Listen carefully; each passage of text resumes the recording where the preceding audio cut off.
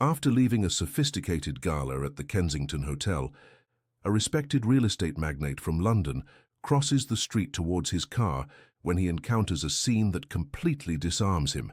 His ex-wife, now pregnant, selling hot dogs from an improvised cart. If you enjoy stories like this, be sure to subscribe to this channel. We post daily. Continuing. The night was at its peak when Richard Montgomery left the ballroom of the Kensington Hotel. The launch cocktail party for his newest development had been an absolute success. More than 200 guests, including investors, politicians, and local celebrities, applauded his speech on how the new business complex would transform that rundown area of London into a hub of innovation. The press covered every detail, and his shares were already climbing in after-hours trading. Stepping onto the pavement, Richard adjusted his tailor-made Italian suit and checked the Patek Philippe on his wrist. Almost midnight. His driver should have been waiting on the other side of the street.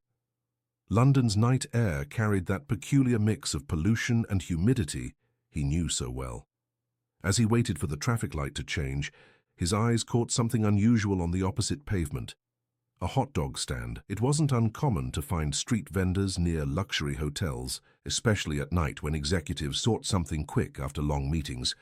But there was something familiar about that silhouette, illuminated only by the yellow glow of the street lamp and the small lantern on the stand. Richard crossed the street, ignoring the car that awaited him. That's when he recognized her. Helen Miller, his ex-wife.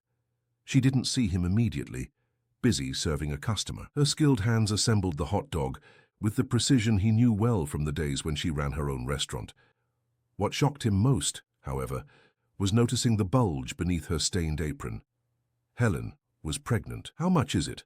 asked the customer, a young man in a hotel uniform.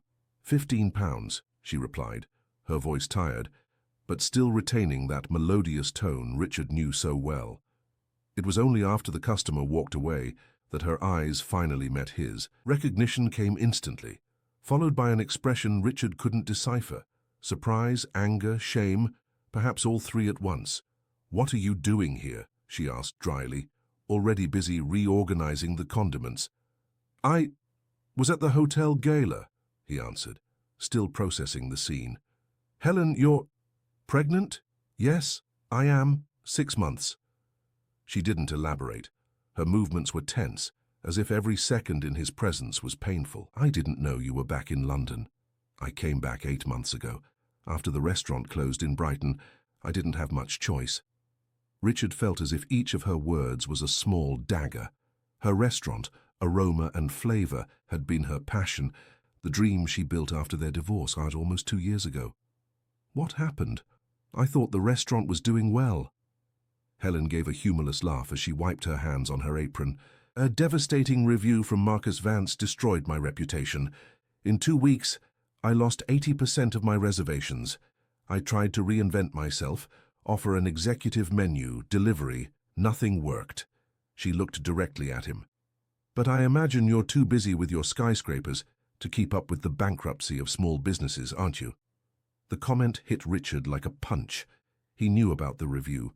He had seen it on social media, but he was so immersed in the acquisition of a construction company at the time that he hadn't paid due attention.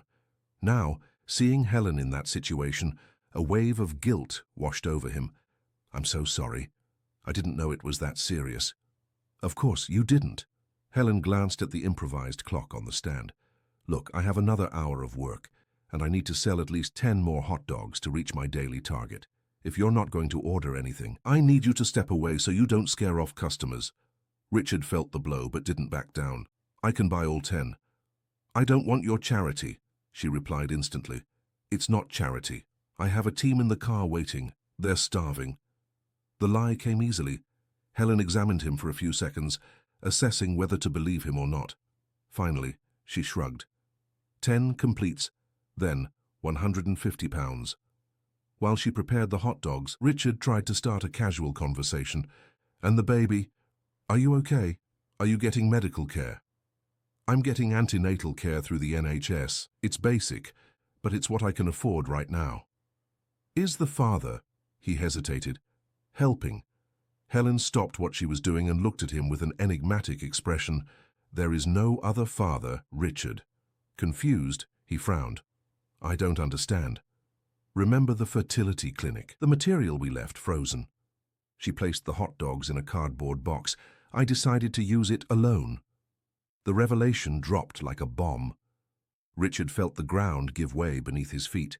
The child was his. Biologically his. You're telling me that—" "Yes, Richard. Genetically. This baby is your son, but don't worry. I'm not after your money. I signed all the documents assuming full responsibility." Richard was paralyzed, unable to fully process what he had just heard. Part of him wanted to protest, to demand explanations about how she could make such a decision without consulting him. Another part, however, understood perfectly. After the divorce, he had practically disappeared, immersed in business, while she, at 39, saw the window for motherhood closing. "Why didn't you tell me?" was all he could manage to say. "I did. I sent an email to your lawyer 5 months ago. I imagine he filtered it as irrelevant." She handed him the box. £150. Richard took out his wallet and handed her 2 £100 notes. "Keep the change. I don't need—" "Please, for the extra work of packaging." Helen hesitated, but finally accepted the extra money. Richard took the box and walked towards his car, his mind a whirlwind. Before getting into the vehicle, he turned around. "Can I come back tomorrow, just to talk?" Helen watched him for a moment that seemed an eternity. "I'm here every night, from 7 to midnight. I can't stop anyone from stopping to buy." It was the maximum consent he would get at that moment. In the following days, Richard could barely concentrate on work. The image of Helen, pregnant and selling hot dogs on the pavement, haunted him. After cancelling meetings and ignoring important calls, he finally called his sister. "Beatrice, you look terrible," Beatrice commented as she entered his apartment in Belgravia. "What happened?" Richard poured out the whole story, the encounter with Helen, the pregnancy, the failed restaurant. Beatrice listened attentively, her face changing from surprise to concern. "You really didn't know any of this?" "How would I know? We hadn't been in contact for almost 2 years." Beatrice sighed, pouring herself a glass of water. "Actually, Richard, a lot of people knew. The story of her restaurant was well discussed in gastronomic circles, and that review by Marcus Vance, they say it was commissioned." "Commissioned? By whom?" "No one knows for sure, but coincidentally, the restaurant closed 2 weeks before the land was bought by a real estate fund for the construction of a luxury condominium." Richard felt a shiver. "Which fund?" "UK Capital. A subsidiary of your holding company, isn't it? At least that's what the article in the Financial Times said last month." The blow was devastating.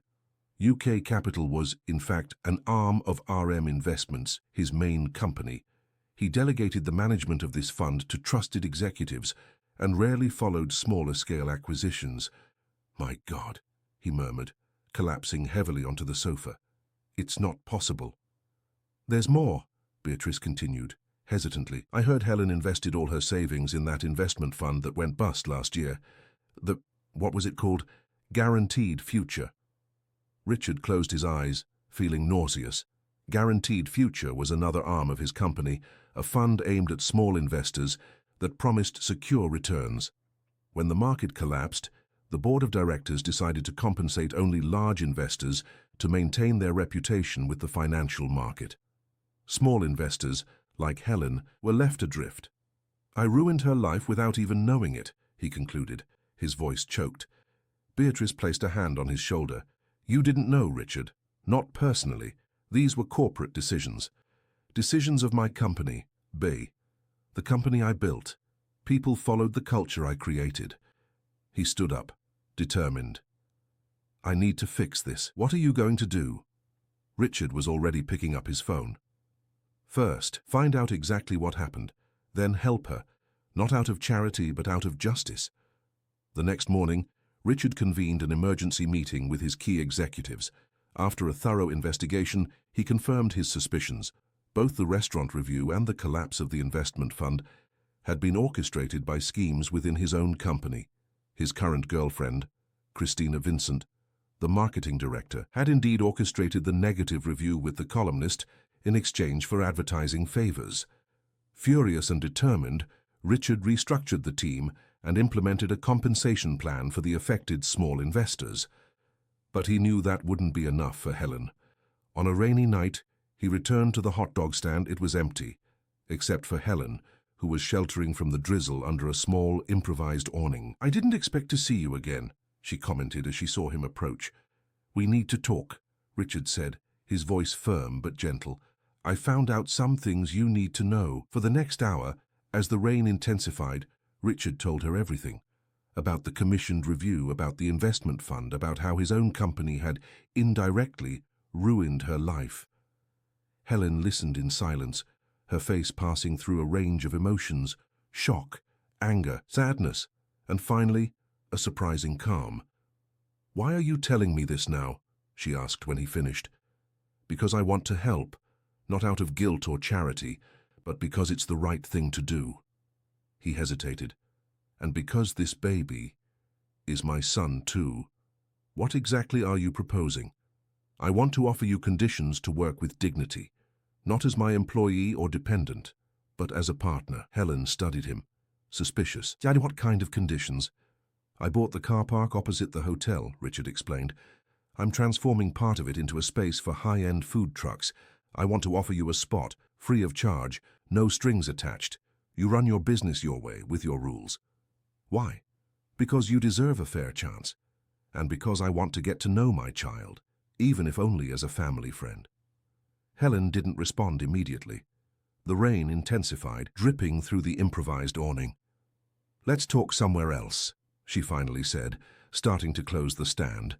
"This baby has already been caught in too much rain in recent weeks." 3 weeks passed since that rainy night. The food truck space Richard had promised was almost ready, a covered, well-lit area with all the necessary infrastructure for small-scale gastronomic operations. At Helen's insistence, he hadn't put his name on the project. Officially, it was an initiative of a front company, New Roots Ventures. Helen, still reluctant, accepted the offer, but with clear conditions: no privileges or special treatment. She would pay a symbolic rent and maintain total autonomy over her business. If it went wrong, she would bear the consequences alone. "I don't want anyone to think I'm taking advantage of the situation," she had explained, as they visited the site for the first time. The new hot dog cart, now a compact and elegant food truck, was personalized with neutral colors and the simple name, Helen's. Richard wanted to suggest something more sophisticated but restrained himself. He had learned that every small decision was important for her to regain control of her own life. On a Friday afternoon, the small gastronomic hub was inaugurated. In addition to Helen's truck, there were 3 others, one for Japanese food, one for artisan burgers, and one for gourmet Brazilian sweets. The privileged location, opposite the Kensington Hotel, ensured a constant flow of potential customers: executives, tourists, and local residents. The first few weeks were challenging. Helen faced curious glances and indiscreet questions about her advanced pregnancy. Richard kept his distance during business hours, visiting her only after hours, when they discussed operational adjustments or exchanged news about the baby's development. It was Charles Miller, a street food blogger, who changed the game. Attracted by the concept of the space, he tried Helen's hot dog, which wasn't just a simple snack, but a meticulous creation with artisan bread, applewood smoked sausage, and sauces prepared daily with fresh ingredients. "This isn't a hot dog, it's a work of art in sandwich form," Charles declared on his blog, which had over 200,000 followers. The post went viral, especially when local celebrities started sharing photos of London's best gourmet hot dog. In less than a month, queues formed. Helen needed to hire an assistant, then another. The menu expanded, including vegetarian and gluten-free options.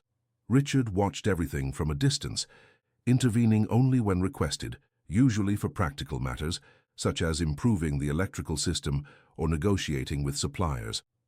On a particularly busy night, after serving the last customer, Helen found Richard sitting at one of the tables in the small food court, waiting patiently. "Sorry for the delay," she said, sitting down with difficulty. Her 8-month belly restricted her movements. "No problem. Was it a good day?" "We sold out." "Again," she smiled, tired but satisfied. Charles showed up with a film crew to record a street food special. It airs next week. That's great. Richard hesitated before continuing. Helen, you should consider taking a leave of absence, at least in the final weeks before giving birth. I can't stop now that it's finally working out. Your assistants can take over temporarily. You trained Claudia and Roberta very well. Helen looked at the small empire she was building. What began as a desperate means of survival was slowly becoming a promising business. Perhaps you're right, she admitted. But only 2 weeks, no more than that. Richard smiled, satisfied with the small victory.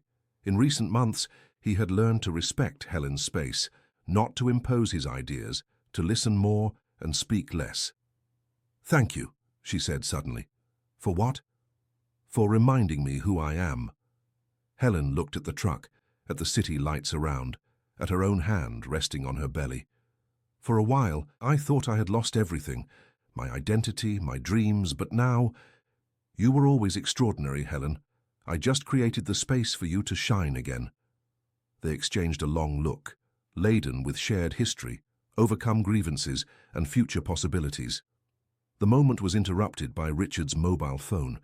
It was his assistant, alerting him about an article that had just appeared on a local tabloid website. Real estate. Magnate keeps pregnant ex-wife as hot dog vendor. The sensationalist headline was accompanied by photos of Richard visiting the food truck, talking to Helen, and even an old photo of their wedding. The report insinuated that it was all just a marketing strategy to humanize his image, which had been damaged by recent financial market scandals. Damn it, Richard murmured, showing the screen to Helen. So this is going to blow up by tomorrow. Helen read quickly, her face losing color. They'll say I'm an opportunist, that I'm using you, and they'll say I'm exploiting you to clean up my image. Richard ran a hand through his hair, frustrated. We need to get ahead of this. That same night, Richard published an official statement on his social media and sent it to the main media outlets. I confirm that I have supported various entrepreneurs through New Roots Ventures, including Helen Miller, a talented chef with whom I was previously married. There is no subordination or employment relationship. All entrepreneurs in the space operate independently, under fair and transparent commercial conditions. I ask for respect for the privacy of all involved, especially considering Ms. Miller's advanced state of pregnancy. The strategy, however, had the opposite effect. The official confirmation only intensified media interest. The next day, reporters and photographers surrounded Helen's food truck, scaring away customers and making the atmosphere unbearable. This won't stop, Helen lamented on the phone. I'm thinking of closing for a few days. Richard, on the other end of the line, tried to keep calm. Don't let them drive you away from your work. I'll send security. I don't want to look like a celebrity surrounded by bodyguards. That would only make everything worse. Before they could decide what to do, the London sky suddenly darkened. A violent storm, typical of a London summer, poured down on the city. The force of the wind and rain forced the emergency closure of the space. When the storm finally passed, hours later, the diagnosis was devastating. Helen's food truck had suffered serious damage from a fallen tree nearby. Richard arrived at the scene early that evening, finding Helen sitting on a bench, looking desolately at the drenched wreckage. We'll fix it, he promised, sitting beside her. It will take weeks, and the baby could arrive at any moment. Richard hesitated, then picked up his car keys. I have a place to show you. 15 minutes later, they parked in front of a discreet residential building in Notting Hill. On the 4th floor, Richard opened the door to a spacious apartment with high ceilings and large windows. The decoration was minimalist, with light wood furniture and neutral tones. What is this place? Helen asked, surveying the space with curious eyes. I bought it after the divorce. I never really lived here. It was more like an unrealized possibility. I don't understand. It's the kind of place we imagined having when we talked about moving from the corporate apartment. Remember? Something more welcoming, more ours. He made a sweeping gesture. I ended up buying it on impulse, in a moment of nostalgia. I come here sometimes to think. Helen walked through the apartment slowly, noticing small details that seemed specifically chosen to please her. A spacious kitchen with professional equipment, a reading nook by the window, a small vertical garden on the balcony. "Why are you showing me this now?" "Because I think it could be useful." Richard walked to the kitchen and turned on the lights, revealing a space worthy of a professional restaurant. "While the food truck is being repaired, you could use this place. Not as a residence, if you don't want to, but as a workspace." Helen touched the marble counter, assessing the state-of-the-art ovens, the professional cooktop, the ample countertops. "Are you suggesting I cook here?" "I'm suggesting you consider an idea, an intimate chef's kitchen, operating only 3 nights a week, by reservation." Richard seemed genuinely excited. No excessive glamour, an authentic concept, as you always wanted to do. Helen reflected for a few moments, her chef's brain already calculating possibilities. "Would it be temporary?" "For as long as you want. The apartment is in the name of an independent company. It has no public connection to me." "And what would be your involvement?"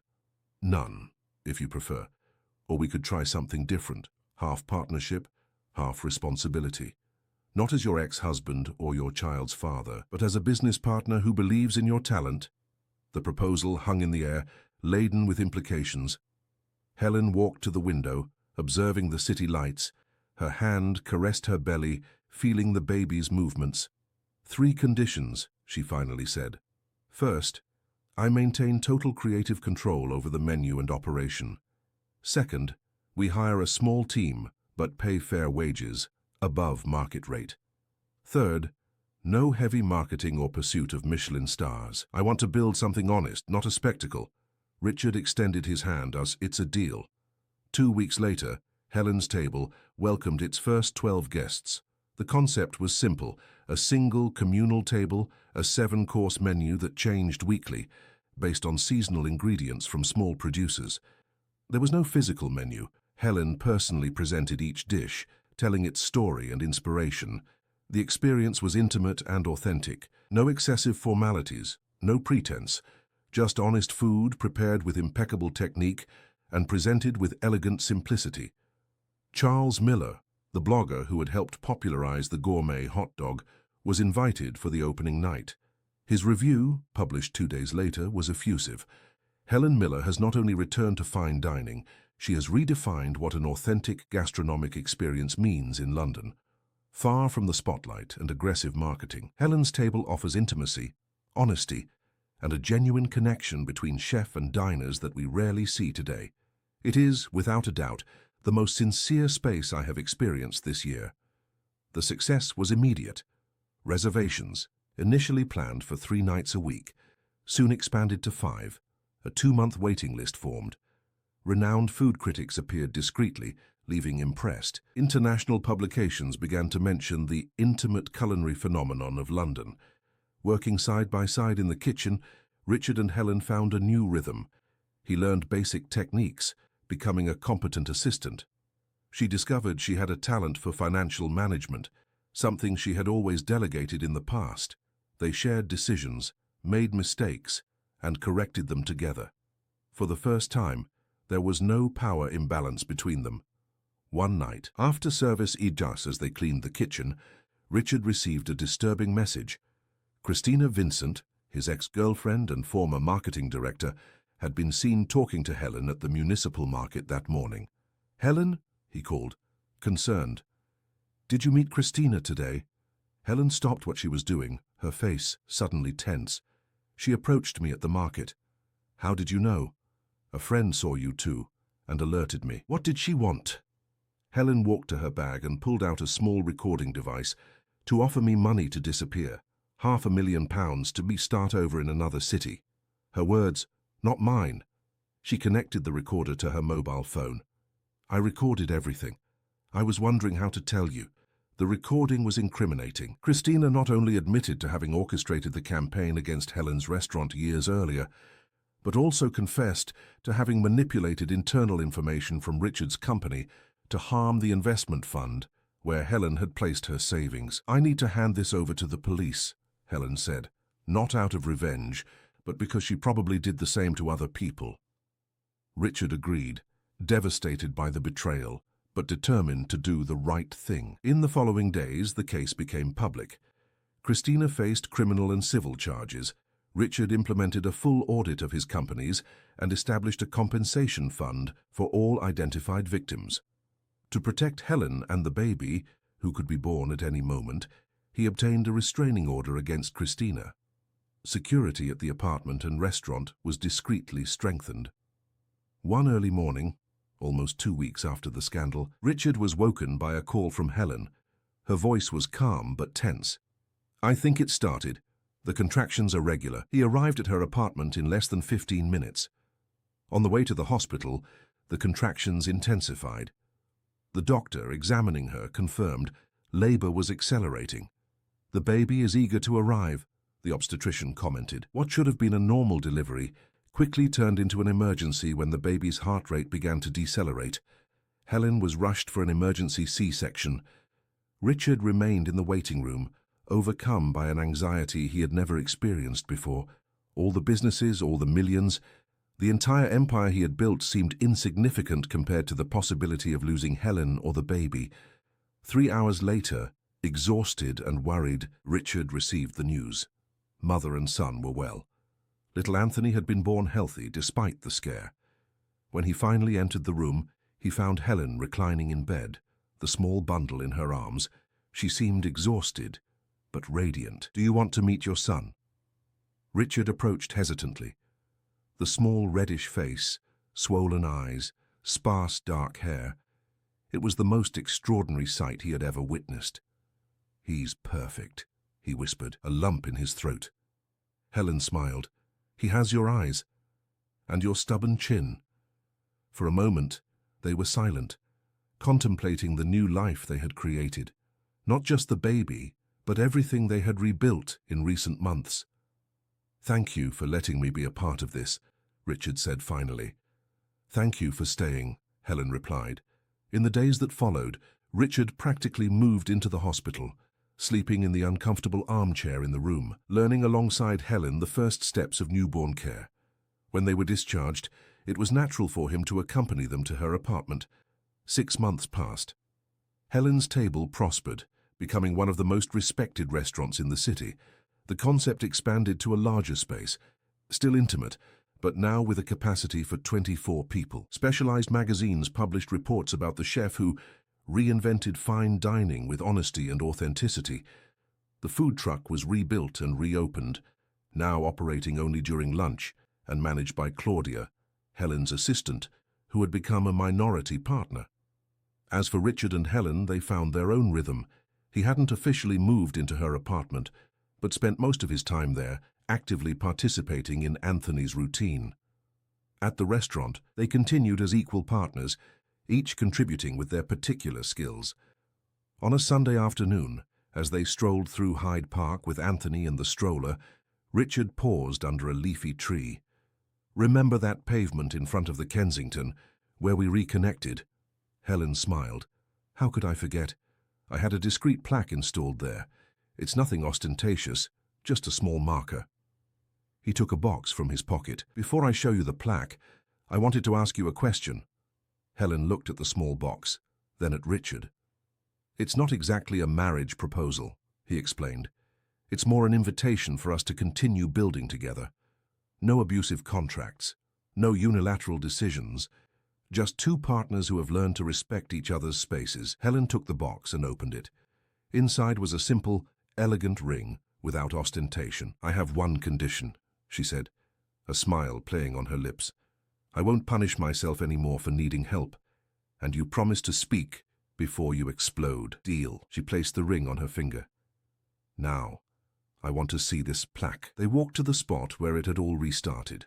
On the pavement, almost imperceptible to anyone who didn't know what to look for, was a small bronze plaque with the inscription, "Here, on a rainy night." Two people learned that new beginnings are possible when we choose to stay, even without guarantees, even amidst uncertainty. A year later, at the restaurant now officially named New Roots, Anthony crawled through the kitchen while Helen and Richard prepared for the evening service. The boy, with bright, curious eyes, watched his parents' movements, fascinated. "He's going to be a chef," Helen declared, observing how her son seemed hypnotized by the steam rising from the pots.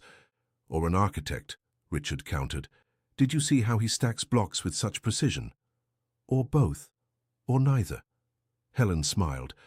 The important thing is that he knows he can change his mind. Start over as many times as necessary. Richard hugged her from behind, watching their son explore the kitchen under the watchful eye of one of the assistants. Do you think we managed it to create something that will last? Helen turned to face him. Nothing is guaranteed, Richard. The future remains uncertain. But we've learned to approach life like a good recipe, with the available ingredients, intuition, and constant adjustments. He smiled, recognizing the wisdom in her words. And with someone by your side whom you trust to tell you when the seasoning is wrong, he added. Or when it's perfect, she replied, kissing him lightly before returning to the preparations for the evening.